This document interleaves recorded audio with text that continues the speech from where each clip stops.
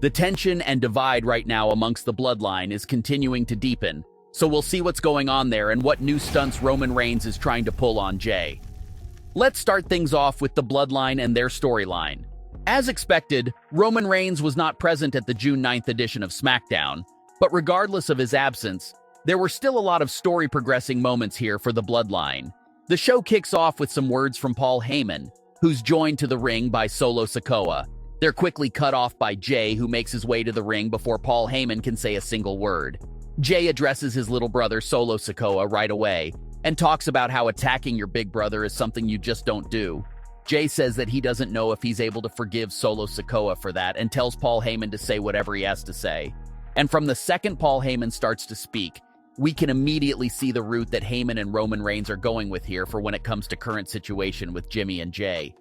A lot of people look at what happened at Night of Champions as Jimmy and Jey leaving Roman Reigns' side, but technically speaking, that wasn't exactly the case. It was Jimmy himself who made the decision to attack Roman Reigns and leave his side. Jey didn't really agree with that plan and wasn't happy at all with what transpired there. It was just something that happened in the heat of the moment. Jey did walk out with Jimmy that night, but you can easily tell that Jey didn't fully agree with the attack on Roman and was more shocked than proud of what Jimmy did. And in the week after that, Jimmy was getting in Roman's face, telling him he needs to be fixed and fully confronting him face to face. But it was Jey who was off to the corner behind Jimmy, and once again, he didn't seem quite sure about where he stood at. Jey only spoke up and got involved with that confrontation between Roman and Jimmy to try and create peace, but that obviously didn't work. So that's just a very important detail to note right now. Jimmy left the Bloodline at Night of Champions. Jey did not fully leave. And it's something that Roman and Heyman have definitely picked up on. They know that Jey is a hard spot right now. He's basically like a Bloodline free agent, and they want to recruit him back to their side before he fully commits to Jimmy's side.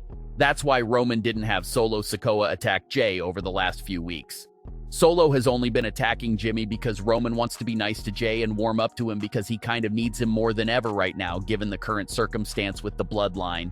If Roman loses Jey, that means he'll be down to 2 Bloodline members, and only left with 1 layer of protection with Solo Sikoa. But if Roman is able to get Jey to stay loyal to him, that changes everything and keeps it pretty close to normal for Roman. Jimmy will easily lose his battle against Roman Reigns because it'll be 3-on-1, and there's just no overcoming that kind of numbers advantage. And if Jey stays, Roman won't really feel the impact of losing Jimmy as much, because he would still have Jey and Solo by his side. Roman would definitely be more comfortable having 2 family members protecting him rather than 1. So that's what the story is right now, and it's what it's revolving around. Everything is focused around the recruitment of Jey. Will he stay with Roman Reigns or fully leave the Bloodline and commit to joining Jimmy's side?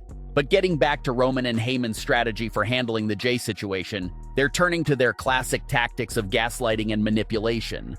In that opening promo segment from the June 9th edition of SmackDown, Paul Heyman told Jey that Roman Reigns wants to groom Jey to be the next tribal chief for the family.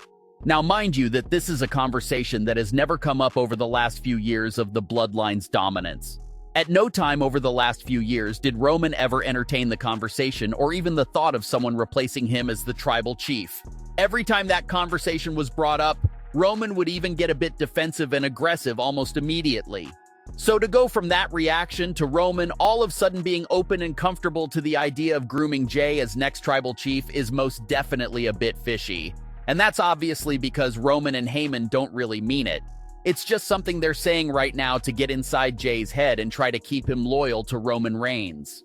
They're telling him that if he stays, Roman will literally hand over the keys to the kingdom right over to him and will fully support him, which is something that he would have never done for Jimmy.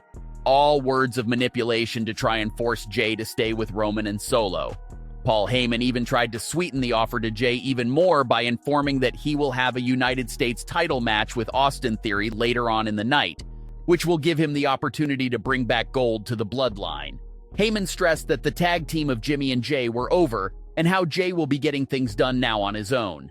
Heyman continued the manipulation by once again calling Jey the right-hand man and the successor of the Bloodline, just trying to plant those words deep into Jey's head.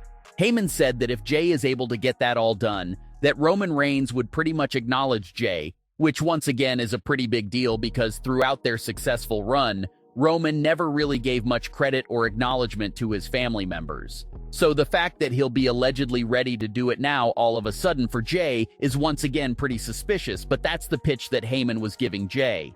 Paul Heyman offers Jey a handshake, but Jey ends up leaving him hanging. We then see a backstage segment between Paul Heyman and Jey. Heyman didn't hold no grudge against Jey for leaving him hanging. Heyman says that he actually liked it because it was a cliffhanger and makes for good television. But Heyman says that the next thing Jey needs to put in his hand is his passport and his suit measurements. Heyman says that he needs the passport because Jey will be flying to Money in the Bank with Roman, Heyman, and Solo in the Tribal Chief's private jet. Heyman even slips in a line there about how the jet will one day belong to Jey, just another way of keeping the gaslighting going. Heyman says that the suit measurements will be for the June 16th edition SmackDown, where there will be a triple celebration for Roman returning, Jey winning the title, and a public acknowledgement from Roman Reigns for Jey. Jey left Heyman hanging once again and told him that if he's staying in the Bloodline, that means Heyman is out of the Bloodline. So now we get to the main event match itself. Everything appears to be going smoothly until the team of Pretty Deadly decides to show up. Jimmy comes running out to save Jey from the tag team attack, but Solo jumps in the ring to once again attack Jimmy. But Jey holds Solo's arm back. Some pushing and shoving goes on until Jimmy accidentally kicks Jey after originally aiming for Solo Sikoa. This whole series of events ends up costing Jey the United States title. Jimmy tried comforting Jey after the match, but Jey pushes him in a way and walks outside of the ring to where Paul Heyman and Solo Sikoa were standing at. But he doesn't stop there either. Jey decided to keep walking to the back all by himself, implying that he's not on anyone's side right now. He doesn't fully stand with his brother, and he doesn't really stand with Roman either. Jey is a pretty conflicted character that has gone through a lot of trauma over the last few years, so it's normal for him to be like this and just need some time by himself to get things right and figure out what he wants to do.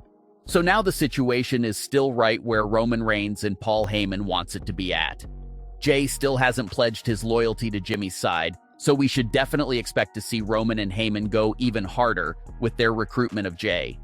Roman is scheduled for the June 16th and June 30th editions of SmackDown, so we'll get some more big appearances from Roman before Money in the Bank itself. The match isn't confirmed yet, but considering Money in the Bank is a few weeks away and there's no real clear challenger for Roman Reigns, everyone expects Roman's role at Money in the Bank to include Jimmy and Jey in some fashion. Rather, that's the tag team match of Roman and Solo versus Jimmy and Jey, or even Roman versus Jimmy. That appears to be the only two possible routes for Roman in the immediate future. But Jey's situation will continue to be interesting to follow. Everyone expects him to pick Jimmy's side, which he may very well do. But could there be another twist down the line that sees Jey return to the Bloodline? But what are your thoughts on today's stories? Leave your comments below. Don't forget to subscribe with all notifications on, and leave a like if you enjoyed. Thanks for watching, guys.